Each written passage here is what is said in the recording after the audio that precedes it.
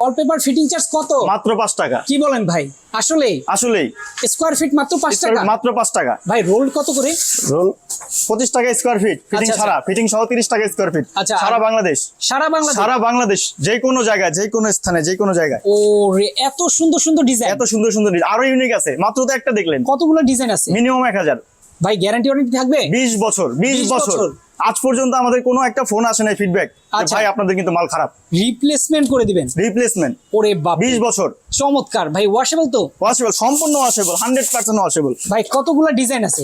1000 এর উপরে ভাই, 1000 এর উপরে। এই যে পানি হাতে, ওরে 1000 এর উপরে বাপরে। ডিজাইন। ভাই আমরা কিছু ক্যাটালগ দেখি? অবশ্যই, কেন না।